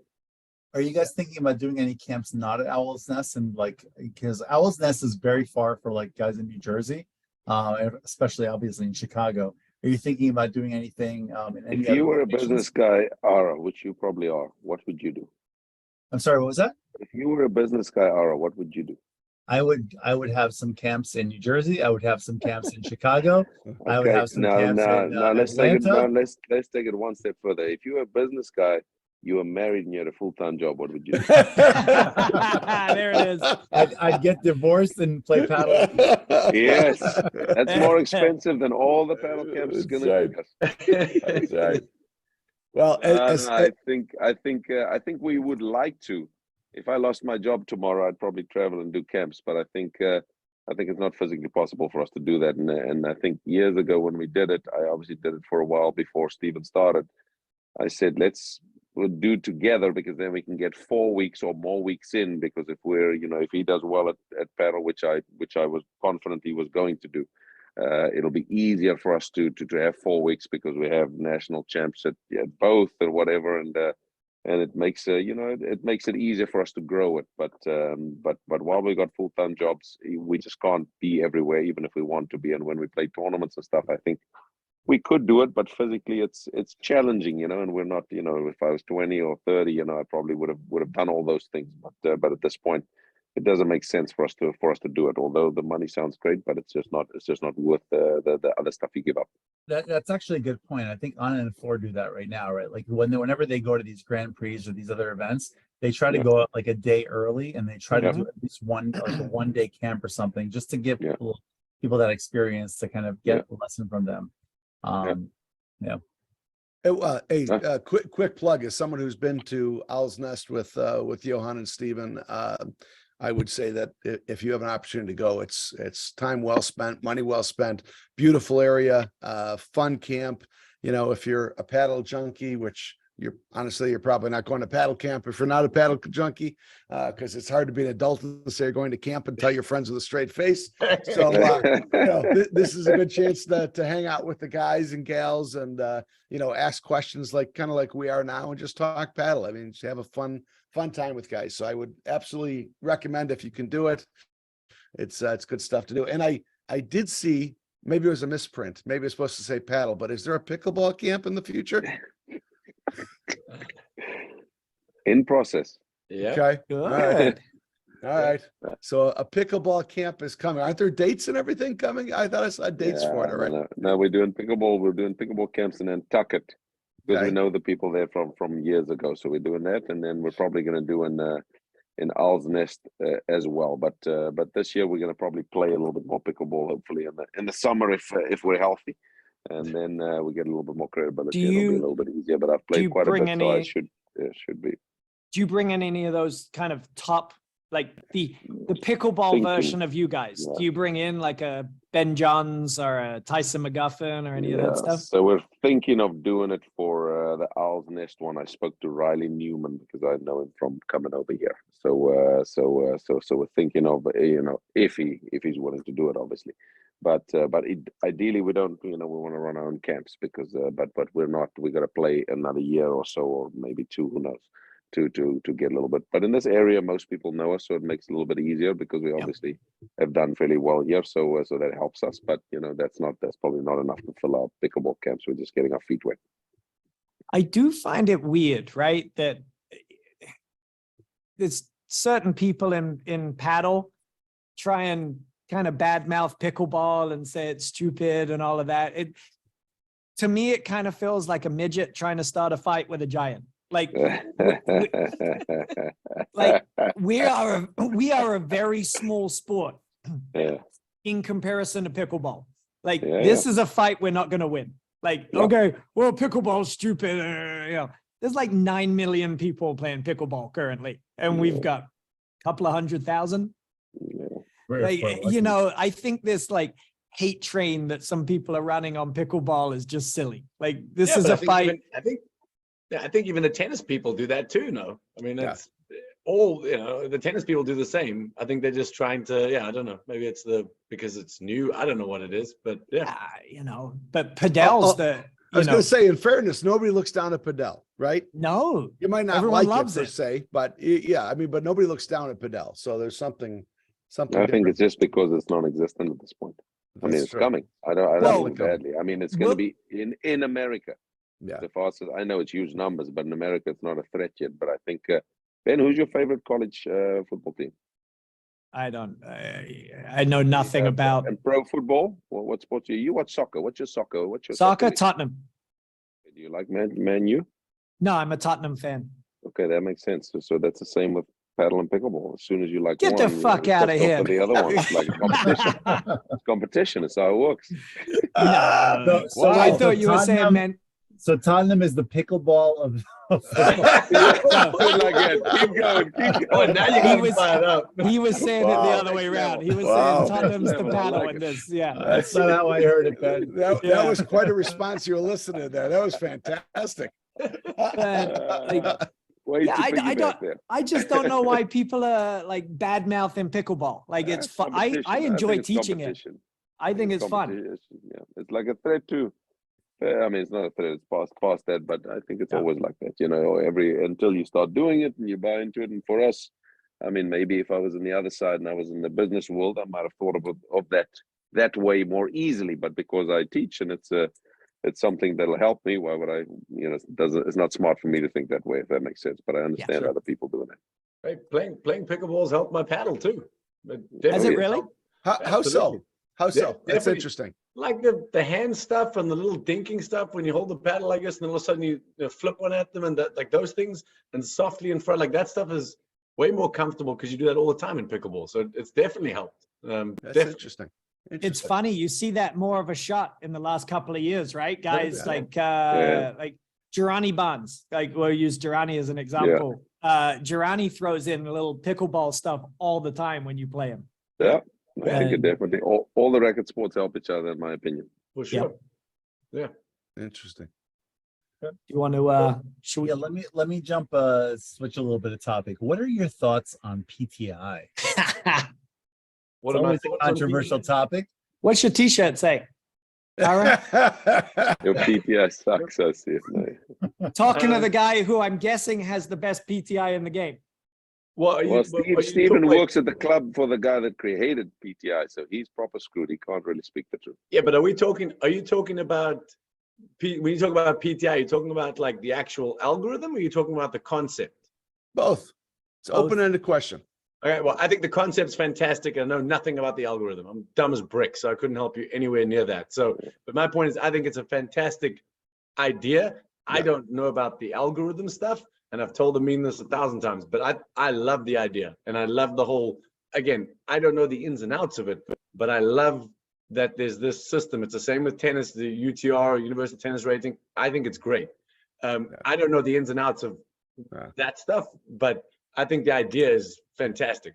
I love it. You need something. I'll tell you what, the one Yeah. idea that I've heard talked about that makes so much sense to me is to kind of do something like golf where, and I'm not a golfer really.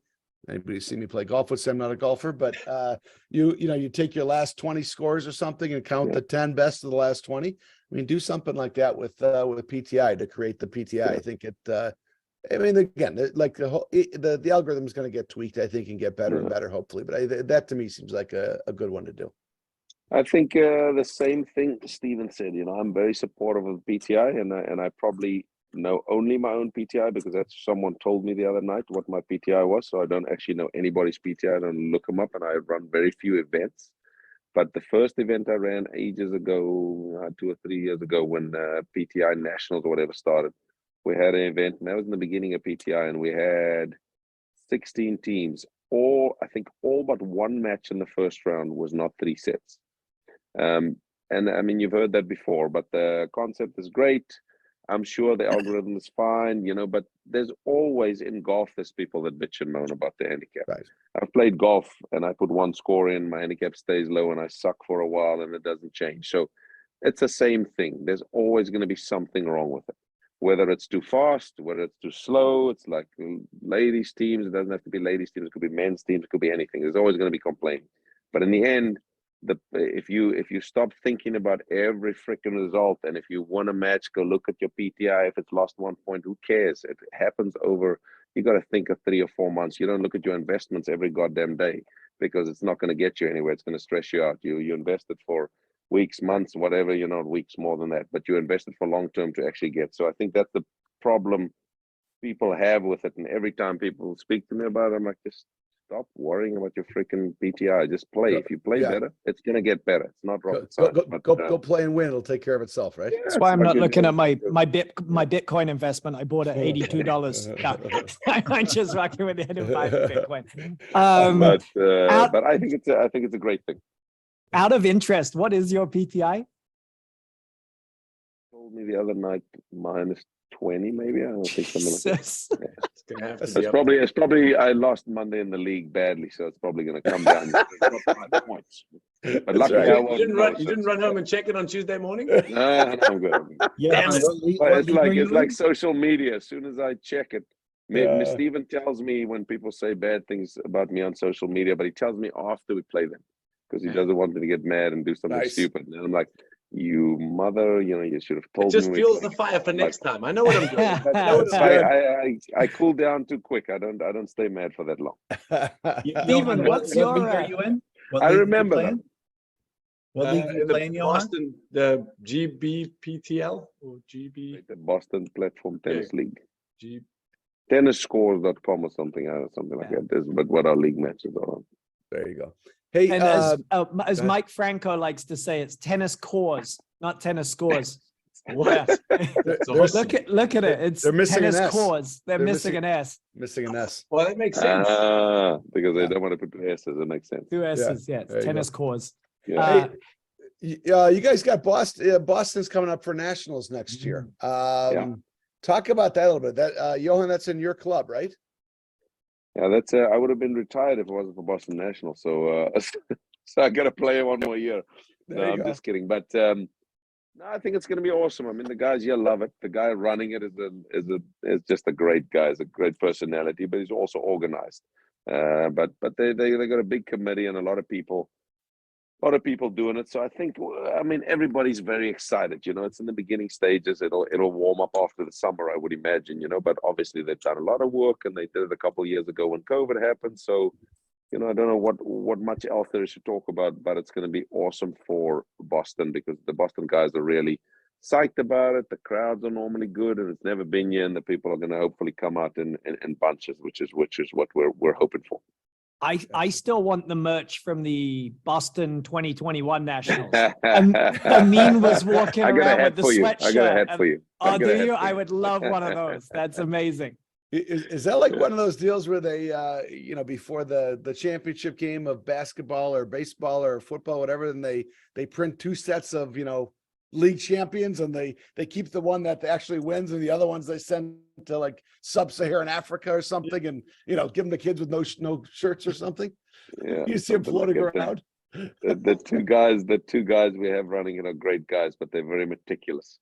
So I don't know how many iterations of the logo they've done, and then they're driving probably the people at the club nuts. But they're very meticulous. So I don't know. The one guy wanted some specific glasses for the paddle club champs, and three of them broke. I picked up the box because I don't normally go pick up the boxes that get delivered, but I was, I picked it up and I brought it to the shop, and I said to Nick, my shop guy, I said, this one sounds a little bit sick, but check when you get inside. So he looked inside, and three of the glasses were broken. So I sent him a picture, I sent him a video, and I said, I don't know. He was telling me something about, it's the first time I've heard this line, but I was telling him something, and he said, I don't know if it's raining or if you're peeing on my back right now. And I said, well,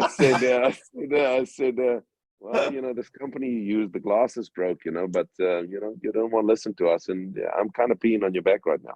I've never heard that. And he's got a good sense of humor. So That's funny. As the director there, I mean, when I think it's kind of interesting when tournaments occur or things like that, or nationals obviously is a very big tournament. Do you have much involvement in that, or is that really mostly the committee and things like that? They're pretty good. I mean, I probably will have some involvement, but they're pretty much running most of it. I'm hoping by themselves, but they don't want me to have too much involvement because otherwise, it takes away from what they really pay me to do. So Sure. I think, I'm going to help as much as I can, and I want to help as much as I can. But and my staff will probably help, but it's good for their resumes, and sure, it's good for mine too. But I think it's more of a club and volunteer effort. So they do take a lot of pressure off me, or all the pressure off me. Do you find it will you guys find it there's more pressure on you playing at home and as reigning champions? Like, is there more pressure, or are you like, whatever, I don't care, I'm just playing in front of friends? Yeah, I mean, I think it's more the playing in front of friends and stuff. I mean, all the guys we we know all these guys through league and stuff. It's so much fun. Like like the Boston Open every year, because you just know Right. the crowd support's going to be awesome. So it's just always a good vibe. It's always fun. Yeah. Will there be I agree. matches at the truck stop? Yeah, it doesn't exist anymore. Oh, Yeah. I'm not coming. A I legend. keep hearing about this truck stop. I was like, I Yeah. want to go to this place. It doesn't exist. Not Yeah, anymore. the That's club's a bummer. moved, but it's not the place, the legendary place it was Yeah. before. It's a nicer place, but you know what I mean. Yeah, it's not Yeah. the same. Doesn't have the character. Yeah. Yeah, exactly. Yeah. So go. guys, just a quick question, right? There's a lot of club players listening to this event, right? This episode. What advice can you give to them? Like, what do you tell like club members? Like, what should they focus on? What should they do to kind of improve and kind of keep getting better? Week after week. Besides, have you thought of taking up golf instead? Steve, you want to go? You want me to go? Go for it. I'll go for it.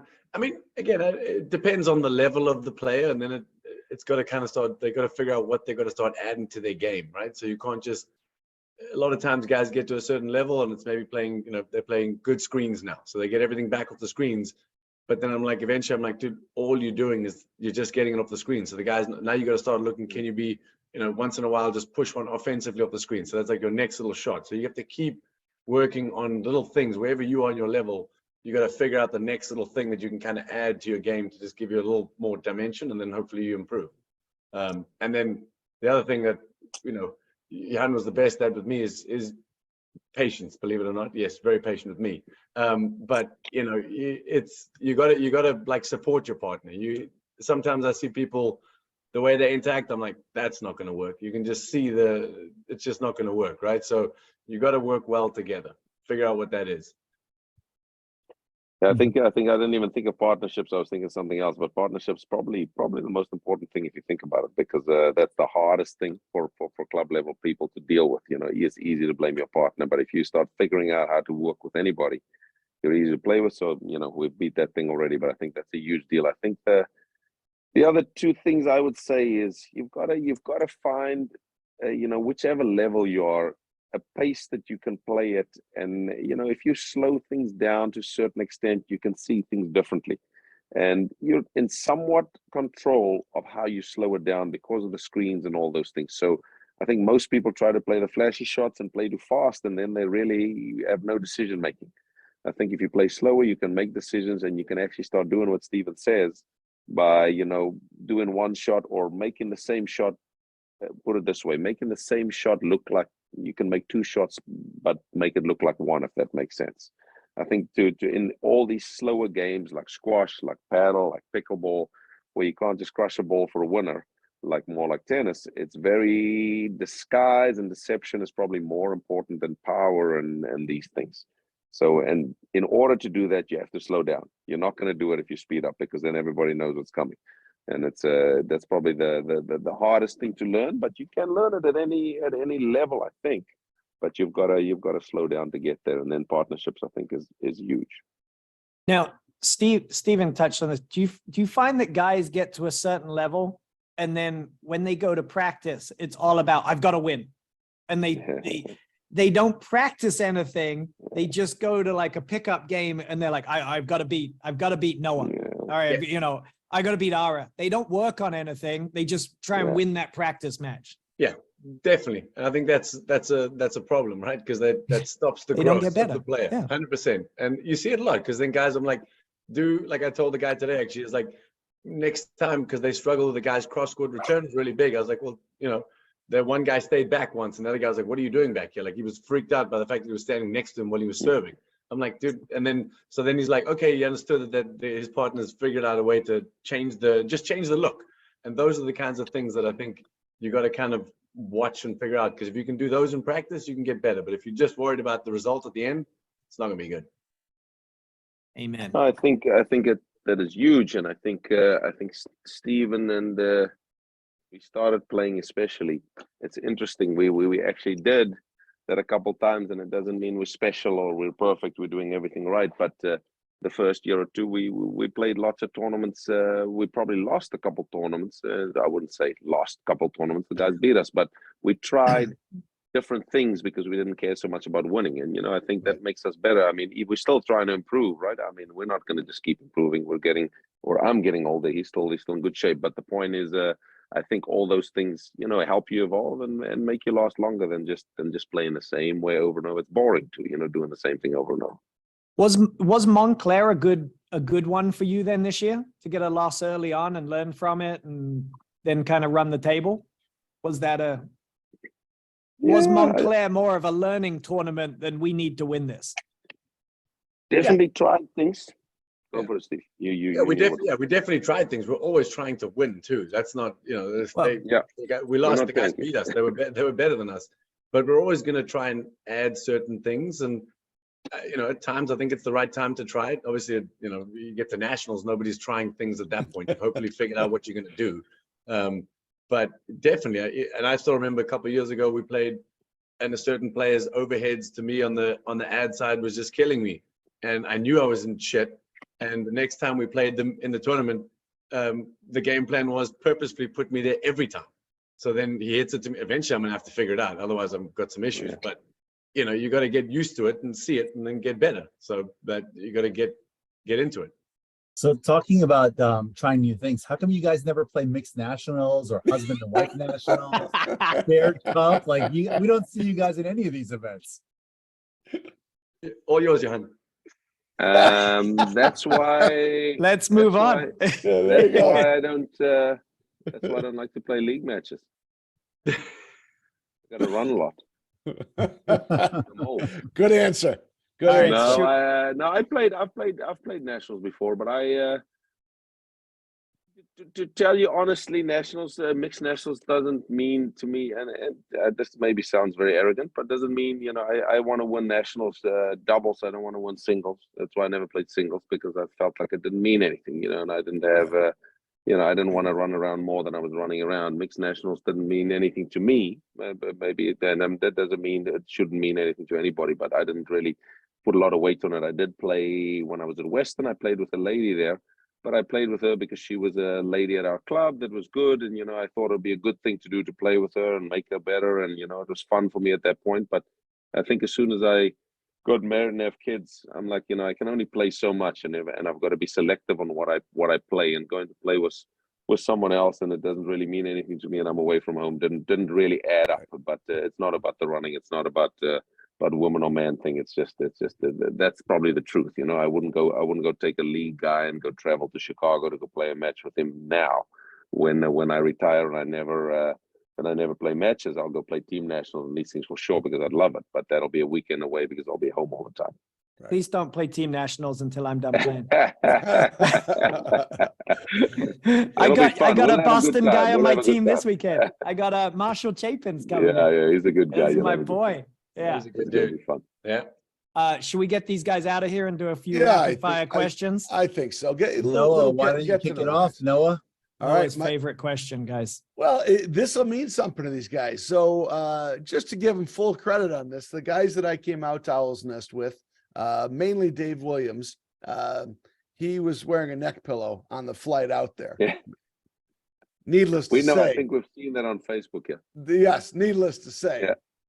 He's never heard the end of it. So the question is, as grown men, do you, in fact, ever use a neck pillow when you travel? No. Right. I have Johan? not, but at this stage of my life, I don't care. But I have not. You're willing to learn? Good. All right. All right. So neck And pillow. I'll do we got anything, it. but at this point, That's I for don't care. Dave right there. All right.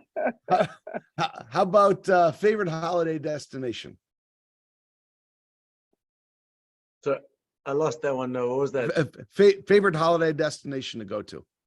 Well, actually, we just went to Jamaica for the first time as a family, and that is pretty much top of my list right now, just because we were just there. So yeah. There you go. You stayed at a family-friendly resort in Jamaica, because there's a few not family resorts there. It was family friendly. Yep.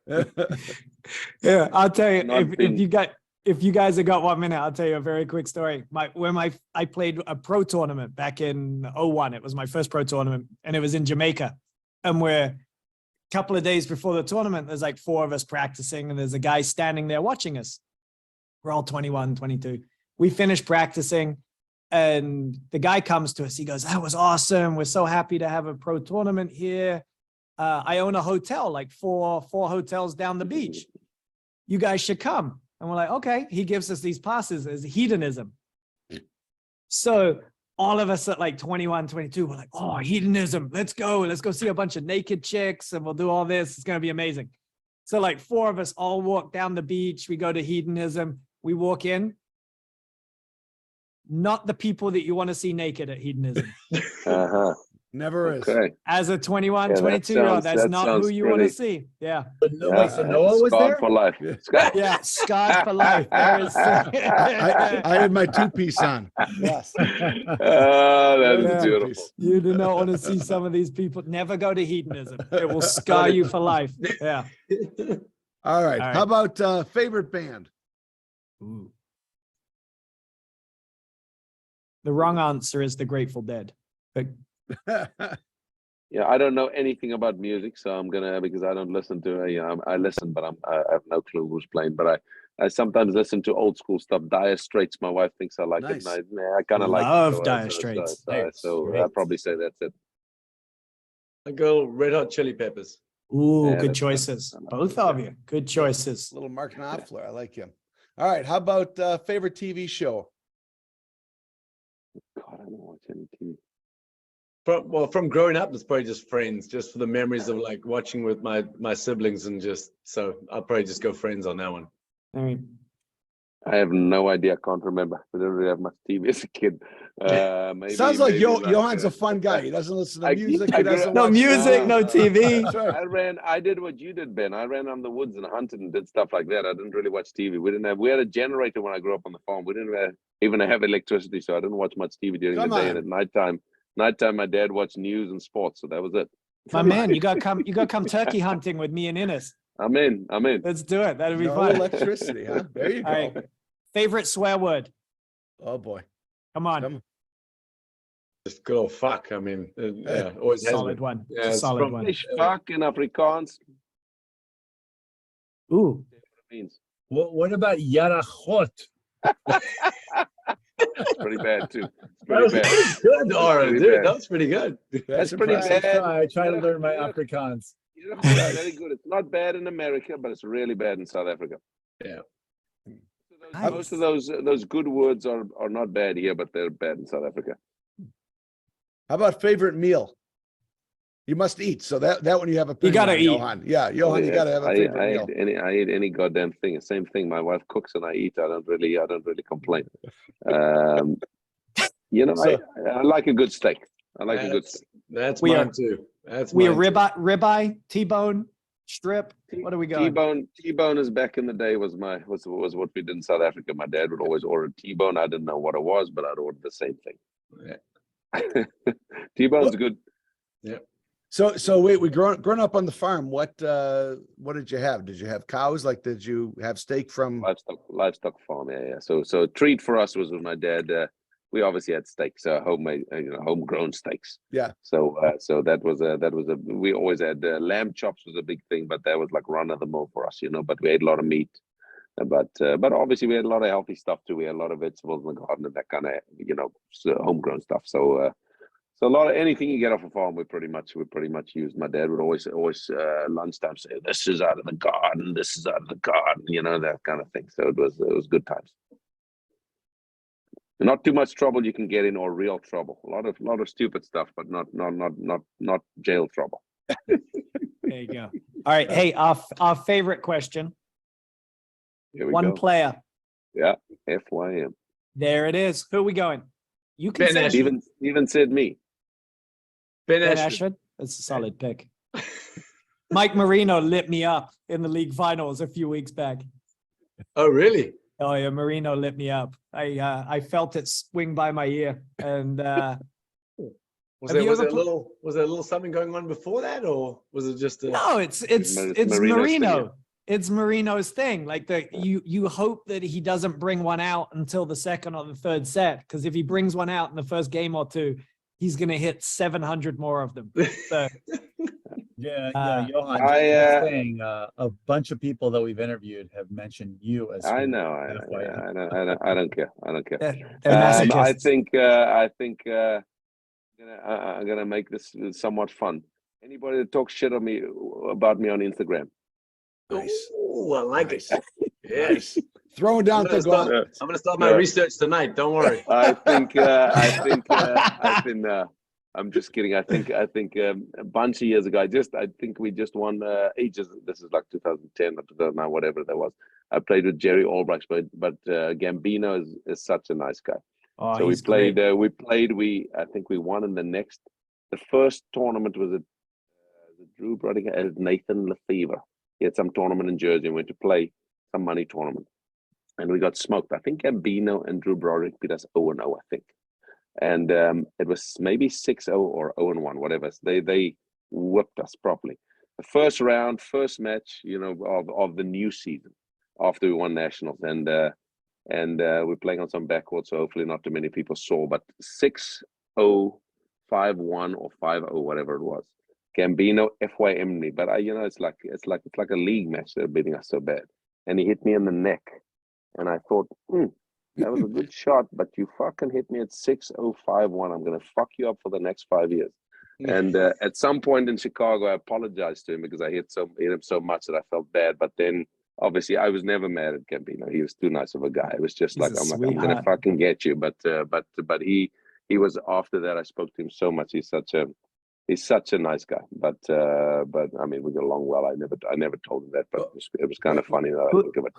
Who have you hit more, Gambi or Peter Burker? In one match, Peter Burker, but overall Gambino. Gambi? Wait. You're talking about hitting people. You got to give some color around the video of you hitting Brian Uline. Greatest shot ever. Greatest shot Brian's a ever. good guy, and he could probably kill me if he wanted to. But Brian, it was funny because I remember, obviously after the video, I remember it's more clear. But he hit me. I mean, I've told you this probably, Noah, so you just stoking the fire here. But he hit me, and you know how Brian is. He walks with his watermelons under his arms, and he walks off, and he didn't apologize, nothing. I'm like, you motherfucker, I'm gonna get you. and I just looked down, and I looked up to see if he apologized. And he didn't say anything. He walked the other side, and I said to Mark Parsons, don't worry about this one. And I whacked him, and I started laughing, and he was obviously handled it great because he laughed and brushed it off. And then I saw him at nationals with Drew Eberle at breakfast, and then he made more fun of it in a good, he made a joke on himself, which is cool. And he can kill me if he wants to, but he was a good guy. Listen, The best part of that one is Drew looking at the camera laughing That's funny. Yeah. as you hit it. See, I only saw that on the camera. I didn't see that at the time, but Yeah. I don't know. I kind of like the Johan. Oh yeah, sorry. I've got a guy at my club, Jake Garmy. He writes our write-ups. He's hilarious. He's just a funny guy. He plays all these tournaments. So every time he hits anybody, he does that, and he looks at me on purpose. And he does it, and he looks at them and says, "I'm sorry, but but everybody knows." And in the league matches, whatever, if they don't know, that's his thing.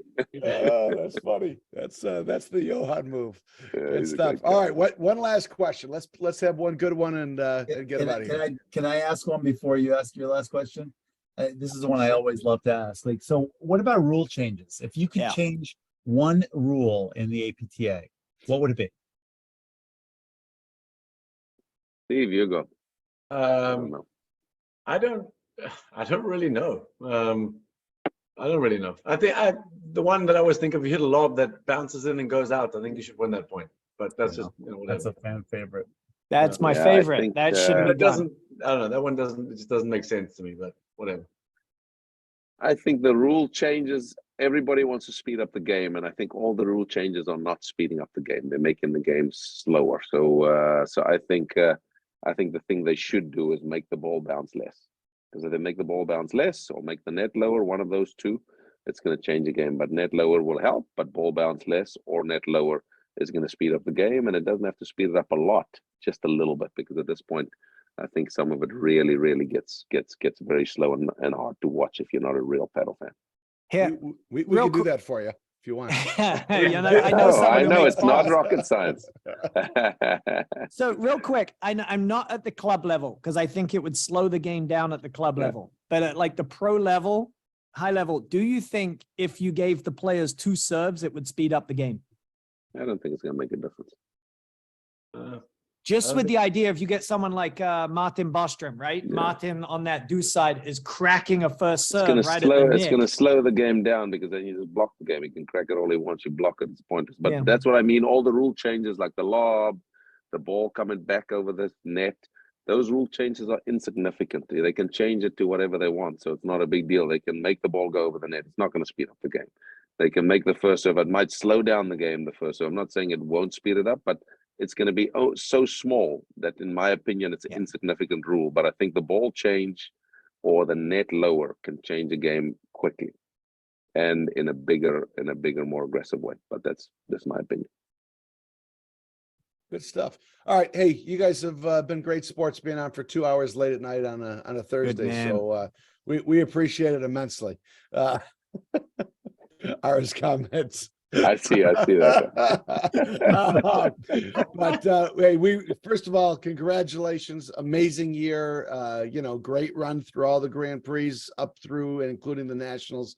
Amazing stuff as a fan. It was great to see, and it was fun to watch. And again, tonight, thanks for being on. It's you guys have obviously tremendous skill, but also tremendous knowledge that you can share about the game. So hopefully people are able to pick up some good stuff and apply it to themselves as well. But thanks a lot, guys. It was really fun. Awesome. Appreciate it. Thanks for having us, Hey, guys. thank you all, Thank you. and thanks to you, Noah, for being on it. You're doing a great job. And thanks for the Thanks, podcast. buddy. It makes it fun. Thanks, buddy. Appreciate it. Thanks, guys. Have a good evening. Thanks, guys. Have a Good good night. night. All right. Yes. Bye-bye. Did they leave right away? Yeah. We I was always going to forget bring up, tell. Noah, I still think you need to make the shirts with the big O. I think that moment has passed. Oh, What does dude, that I mean? think it What- would what's just the be big O? Huh? a big hole. So XEN, massive hole. And Yeah. I just Yeah. think those would be awesome. Just Yeah. subtly put them in there. See if anyone Was notices. that Blake? Didn't Blake do something like that? He talked about it. I just Yeah. think Noah should. I think it would be awesome. We'll let that one die. Dude, That'll hey, die in these the vine. these shirts, by the way, are awesome. Are you coming out this weekend? I'm playing. Oh, no Ari- shit. You can't pass out. Yeah, we just got the draw. We're playing at Lakeshore. Oh, What are the draw came out? Yeah. Yeah. cool. Your- I'll take a your look. Your captain would have got it. Whoever's your captain. Me. By the way, guys, you know Sure what got this weekend is? It's the last chance. The last chance. Last chance is The- this Saturday. The Greg Robertson last chance event. I'm Oh, gonna be nice. live streaming it and commentating throughout the for the semis and the Ooh, finals. can we get shout outs? Yeah, well, yeah, of course, Always. There you go. always. And then on Sunday, I'm live streaming and commentating Patty for the women's team nationals. Nice. So that should be Oh, fun. awesome. Yeah, You yeah. you have a full schedule. All right, let's do the intro and outro because Intro, outro. I got a hot date night. We're going grocery shopping. Attaboy. At 10 o'clock at night? This 10 is what you o'clock? do after 27 years of marriage. It's a big date. Ugh. Nice. Come on. Actually, All my- right, my- you want to? my- No, I don't want to say anything anymore. He's But, already drunk. I actually ordered food and it's been sitting outside. Oh, Oh, my dude, go house. get it. Yeah. Get That's all off right, and we'll that's do all the right. intro, I'll let you know outro. in a No few big minutes. deal. Yeah, you get out of here, or go eat. Since you're right. drunk, go eat. I'll We'll see you guys ya. later. Thank All you right. very much. Thanks, buddy. Good stuff. See you, Bye-bye. bud. Hey, I like the Yeah. tattoo. Thank I'm you. gonna, yeah, I Oh, like it. nice. Big time. Yeah. Nice. I got All right. tattooed yesterday. I'm the only one without a tattoo. I feel left out. Yours is a little bit bigger than mine. Nah, you know. That's That's what she said. what I say. All right, a lot go of eat, things. go eat your dinner. See See you ya. later, guys. Bye See bye. ya. Noah, let's knock it out real quick. Sounds good. You want intro or outro? You pick. Outro. Because it's short. That's why I like, you're smart like that. All No, right. I can do the intro. No, no, I was no. I was gonna No. talk shit about the paddle shit. duck guy, but Oh, geez. All right. I'll do intro. All right. I won't touch it then. Good I'm idea. just gonna pretend they don't exist. Because we're still recording. This will be on YouTube. So Oh, good. Although Fuck. much to Jay Woldenberg's dismay, it won't be on the audio portion of the podcast. I love Jay. I was YouTube is behind the scenes. The audio part is all cut, edited, nice and neat. So I was hoping Johan would say he wanted to FYM Jay Woldenberg. That would have made Jay's year. listen, that is the most talked about episode, the Jay Woldenberg episode. Hands down. Kolmar today goes to me. He goes, hey, that Woldenberg episode, he goes, I had shit to do. I just couldn't stop watching. I go, dude, we didn't even scratch the surface. Yeah, We're going to have him on another couple We'll of have times. part 2 in the summer for sure. Yeah. All right. Intro. Here we go. Knock it out.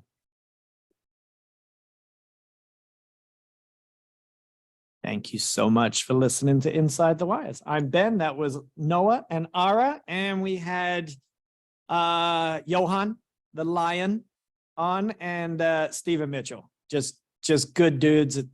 Behind the scenes here, it's a Thursday night. And, you know, we had them on until about 11 o'clock.